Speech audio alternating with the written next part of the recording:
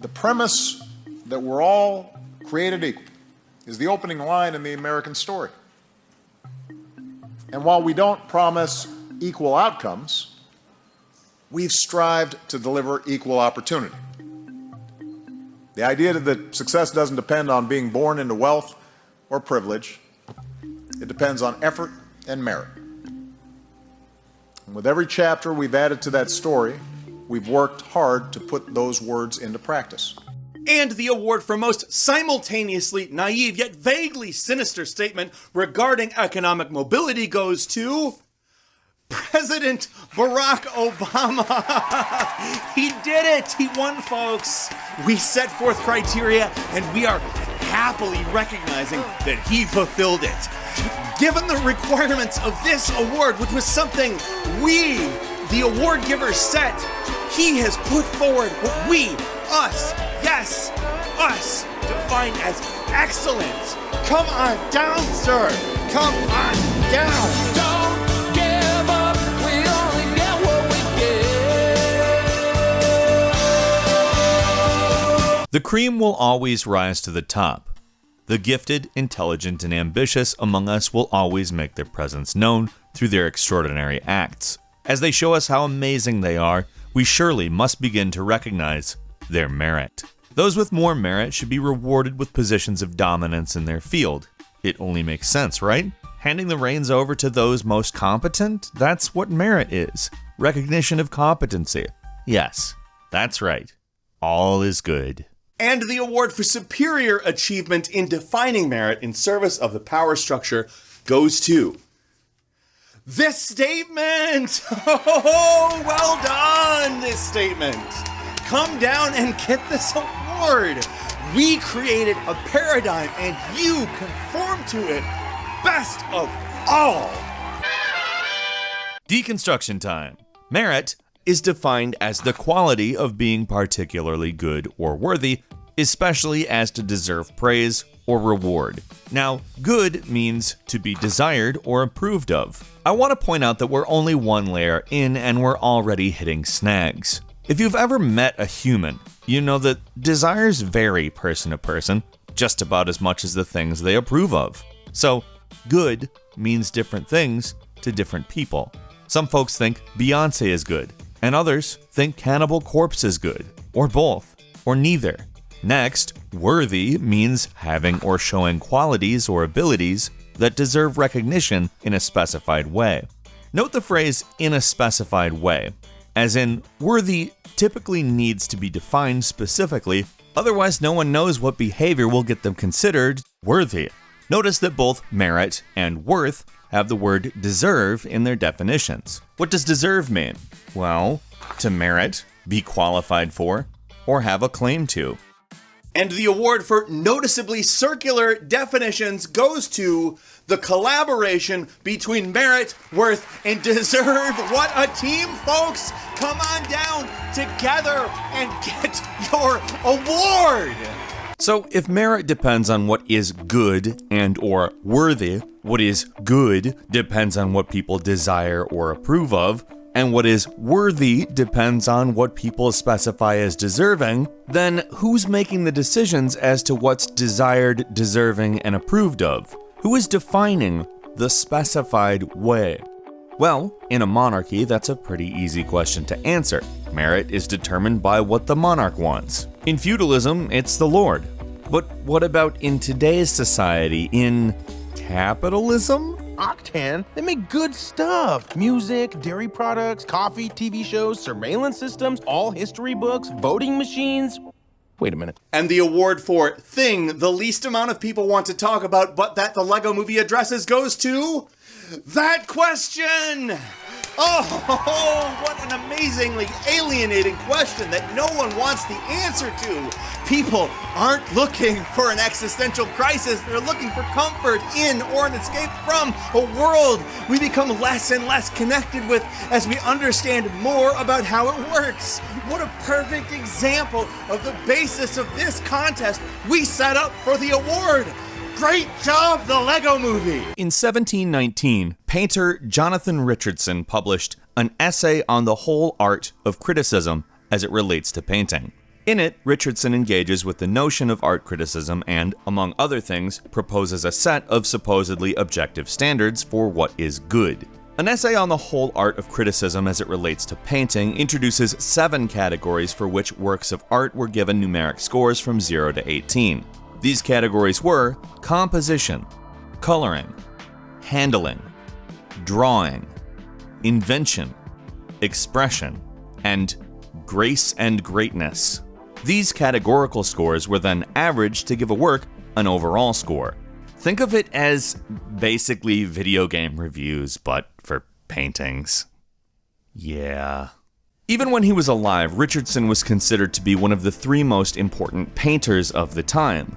His writings on art were also considered extremely influential, and the upper class canonized his practical system of critical evaluation, utilizing it in their own pursuits as collectors, ultimately influencing the underclasses. The effects of this range from good to bad. The good includes spurring the purchase of more art, for money, which positively affected artists who, like everyone else, need money. I mean, money proves that you're worthy of food, and a house, and health care. Well, that's the documentary, everyone. Thanks for watching. Give me a thumbs up and slam that.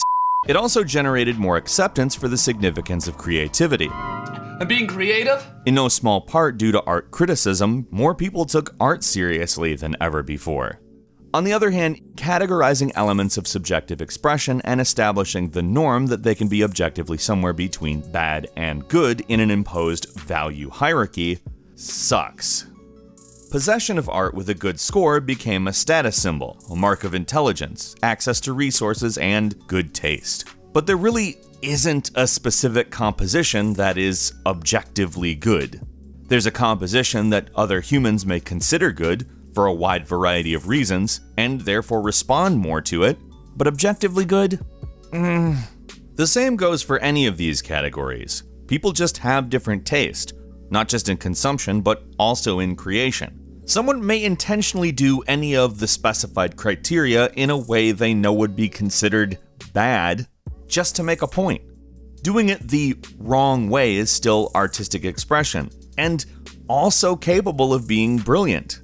Good, like the rest of the human experience, is subject to perspective. And it requires a certain amount of authority and influence to establish one perspective as the good one, or the real one. Therefore, in our system of wealth, commodities, and markets, who and what is supposedly deserving and or worthy is decided either directly by those who have accumulated wealth and capital, or by a coagulation of motives, factors, and outcomes filtered through an imaginary marketplace of ideas. An invisible hand we made up ultimately dictates what is good. As some began to reject the idea of a singular, all-knowing, all-seeing being, they came up with another.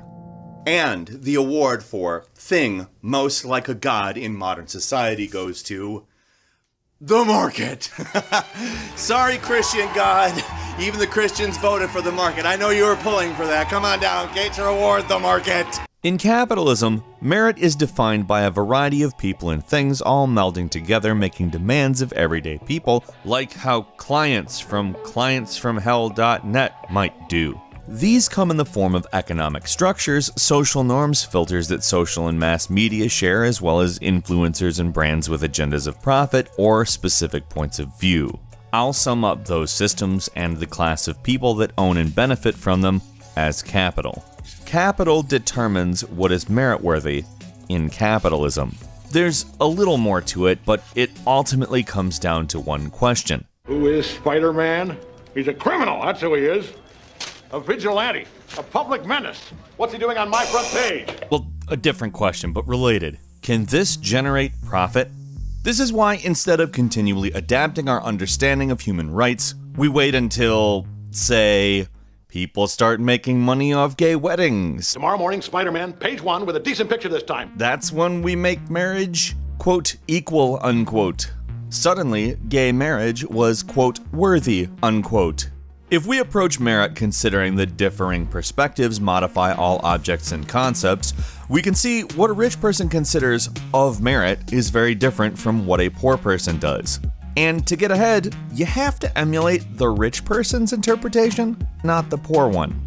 Most rich people don't see the plight of poor people. They're not around it, nor do they even detect it. One of the things that's really magical about virtual reality is you can get the feeling that you're really in a place. It feels like we're in the same place and we're making eye contact, we're talking to each other. High five. Yeah, there if you we go, high wanted five. to, Yeah, and I mean, this street is maybe- just completely flooded. Yeah. I mean, can you guys see this behind me? I mean, this is.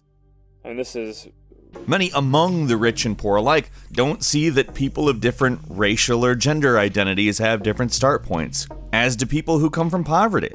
Merit is, itself, the assumption of what things people must do to become worthy, and that all people just have to do those things.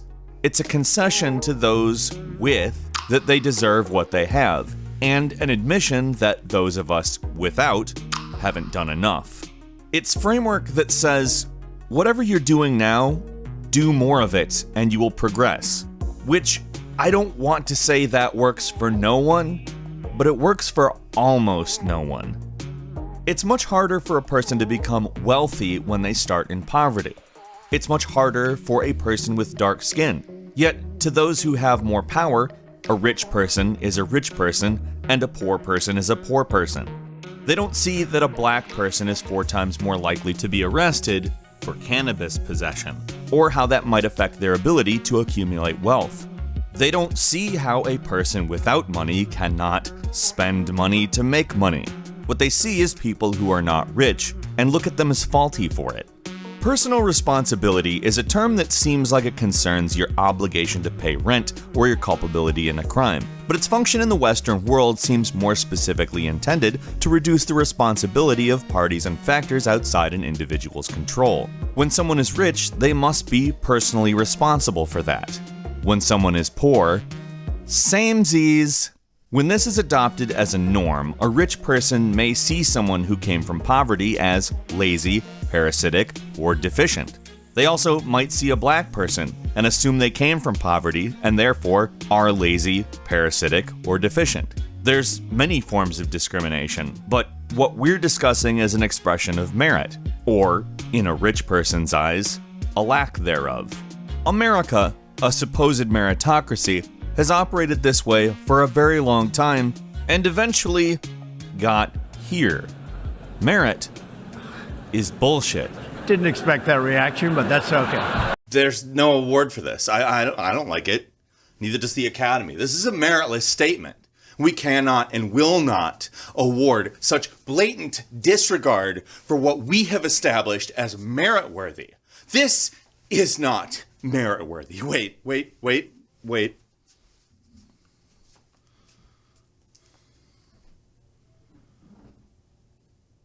And the award for least merit-worthy statement goes to... If you have to explain the joke, it's not good. As someone who's uploaded a pretty fair amount of what's intended to be comedy to YouTube, I've heard this said more than a few times. It's because I have a giant penis.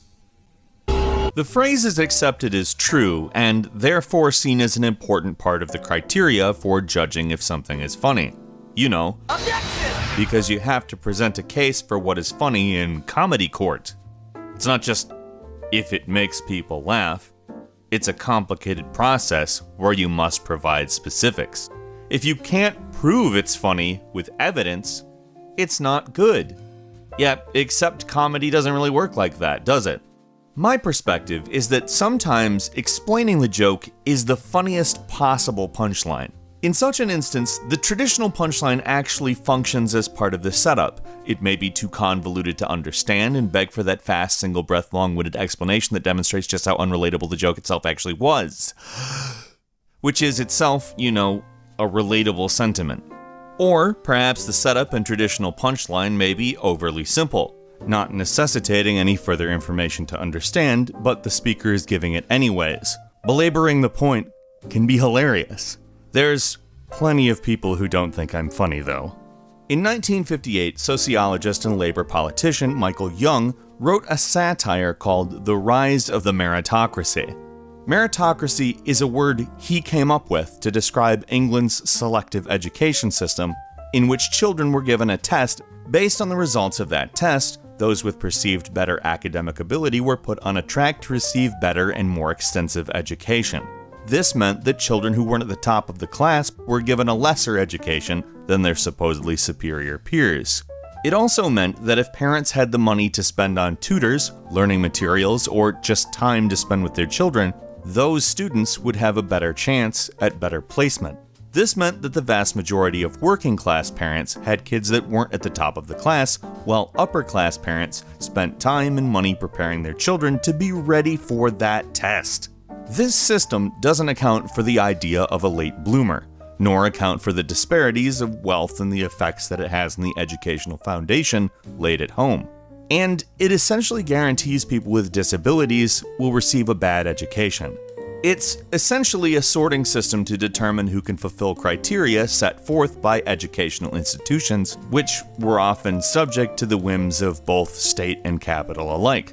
Not to mention the fact that tests just tell you who can take a test. The Rise of Meritocracy asks the question, what if all of society functioned like this one thing? To explain how he thought that one thing was bad. Jung intended for meritocracy to be a negative idea, but as many of us who have dabbled in satire have found, people often think satire is real.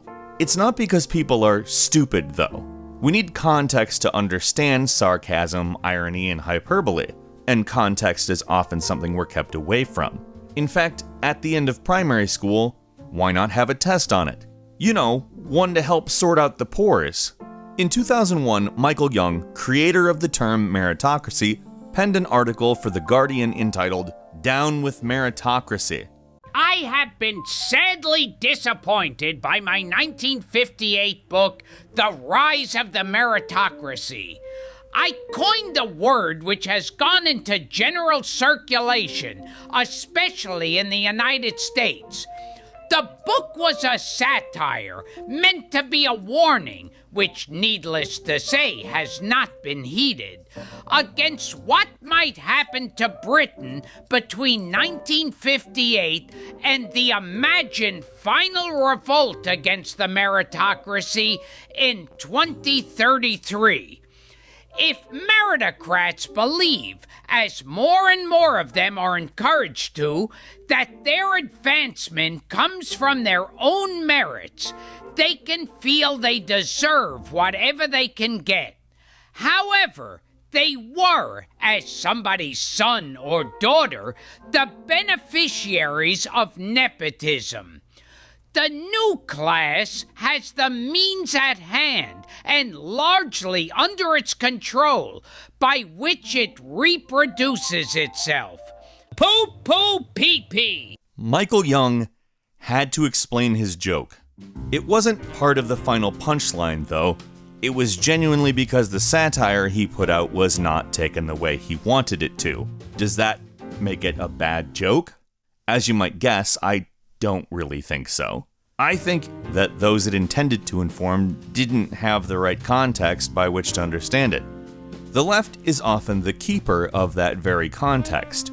Many who have read and studied theories put forward by various leftist economists and philosophers could read The Rise of Meritocracy and easily understand everything said.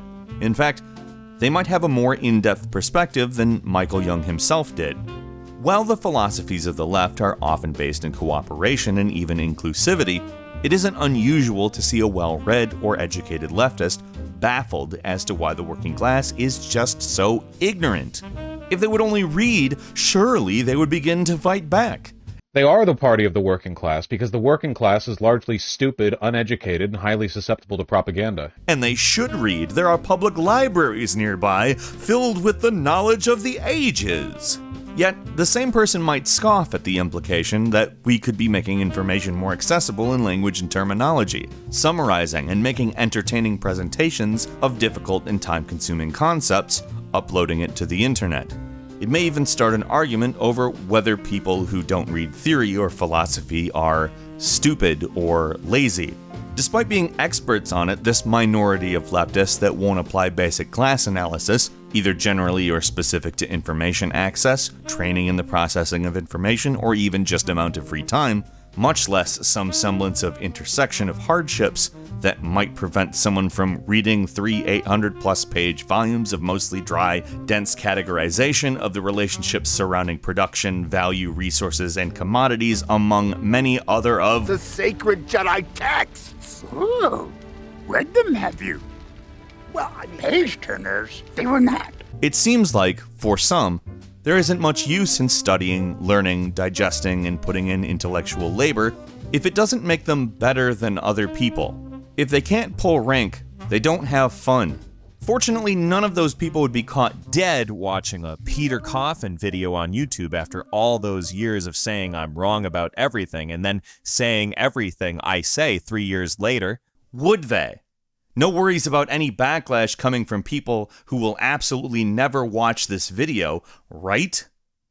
And the award for most intentionally naive statement made for effect, then explained in the form of an award, deflecting criticism about explaining the joke, which was itself about explaining jokes, goes to... On September 18th, 2018, Data and Society, a research outfit that looks into social and cultural issues that emerge from automated technologies, published a report called Alternative Influence, Broadcasting the Reactionary Right on YouTube. Among other things, the report tracked guest appearances on various channels, ranging from Sargon to Lauren Southern, to Steven Crowder, to Ben Shapiro, to Chris Raygun, to Jordan Peterson, to Destiny, who, I don't know, maybe doesn't deserve to be here.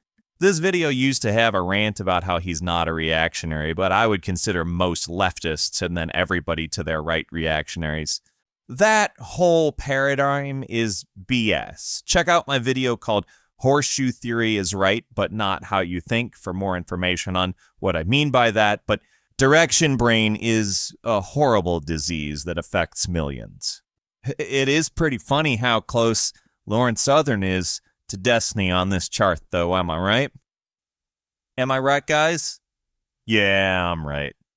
The study says something that many already knew. Reactionaries are promoting each other and taking advantage of how algorithms work on YouTube to achieve some pretty serious saturation on the platform. Now, people have been calling attention to this for a long time. In 2015, it was considered silly to take Donald Trump seriously as a presidential candidate. YouTube reactionaries took up the cause and, well, contributed to the situation we exist in today. They certainly weren't the only ones, but their influence through new media wasn't taken seriously. That's not even close to how early this problem has been tracked and highlighted by people on an ongoing basis. Go home, gamer girl. What the hell is your problem? I've talked about this for a very long time now, and I'm not even vaguely the most ardent or prominent person who has. Literally thousands of people have been saying this stuff for years, and a lot of it was ignored aside from the occasional article. Not like shooting a video game, huh? Actually, it's exactly the same. Right, you need to think really carefully about what you're doing right now. Don't talk, officer! The study itself is essentially data backing something that many have repeatedly asserted, and that this study has gotten real press attention demonstrates how merit works. Thousands of regular people with no institutional connections continually repeating their own experiences as well as pointing to connections and providing evidence of activity doesn't matter. One study, released by a specialized research institution with funding and connections, does. The idea that reactionaries are using a social network and gaming algorithms to push unsubstantiated narratives that support their viewpoints and make them money wasn't considered real, or at least real enough to matter. The point here isn't to say the study shouldn't exist. We live in a world in which it's clearly necessary for institutional exploration and reporting of this kind of data to get the current structure to act as if there's even a problem. The point is, that is a huge problem. Also, it's not like the left isn't just the exact same thing. No matter how revolutionary your favorite content creator sounds, content isn't the revolution. So saying the opposite of this stuff doesn't do anything, and as evidence, there's plenty of money going into the left tube. That project was funded with a grant from the Open Society Foundation, which means it was literally paid for by George Soros.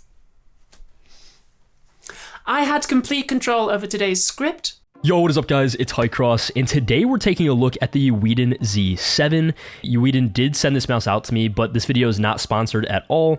All thoughts and opinions in this video will be my own. I personally think that it's a fantastic option in 2026. It has a 52 gram weight that feels incredible in hand, the click feel is fast and responsive, and the performance was awesome in game. I had complete control over today's script.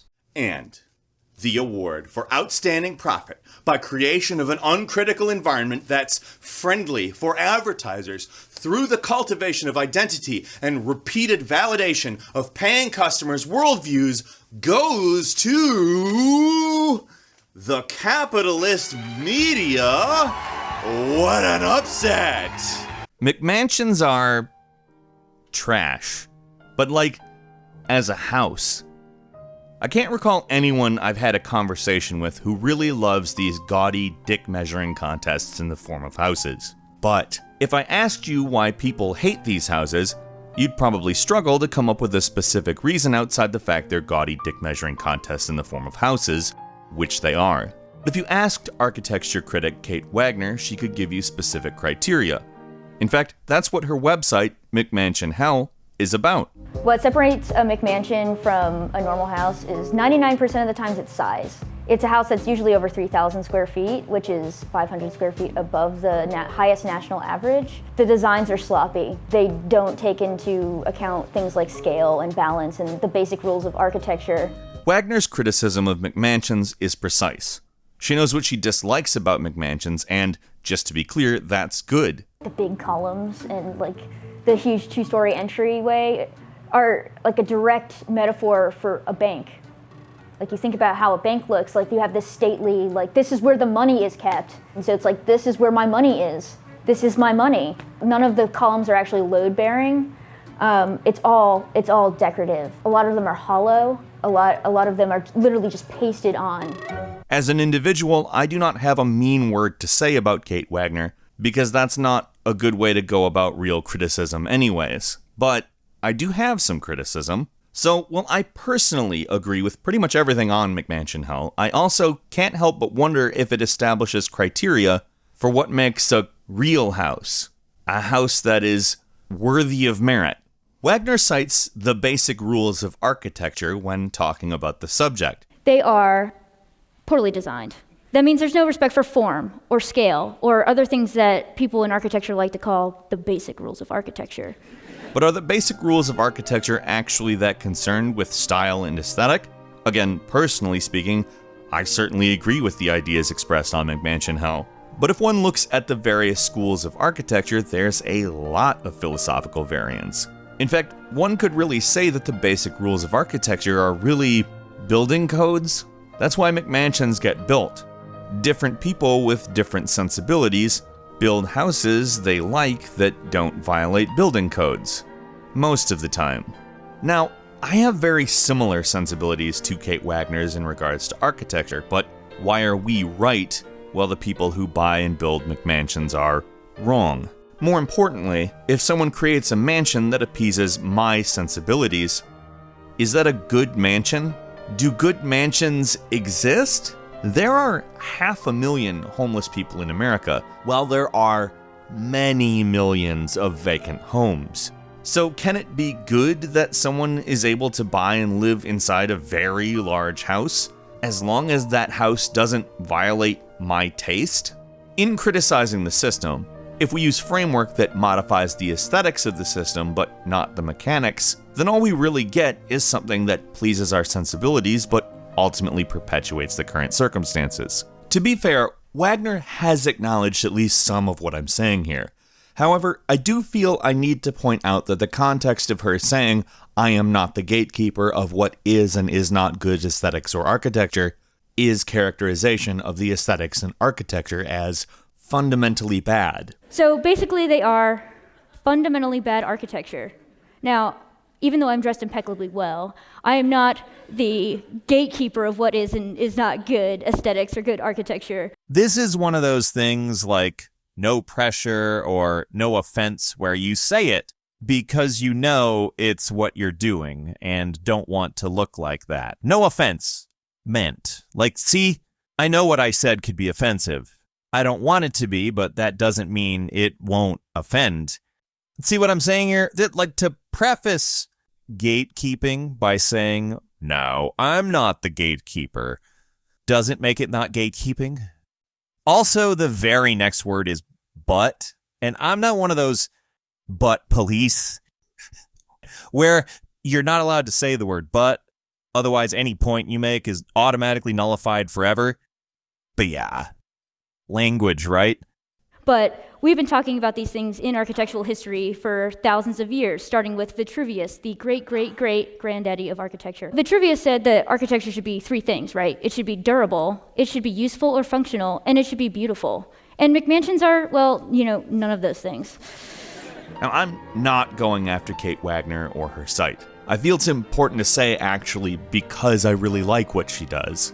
I even recommend checking it out. It's fun, and if you're looking for descriptive language about the dwellings of people who want to boastfully put their wealth on public display, look no further. The point is, even when we criticize the right people, pointing at the right problems, we may still be feeding it. In fact, I hope that makes the point slightly better than if I just found something I hated and shat all over it. Like McMansions. Shit, I did it.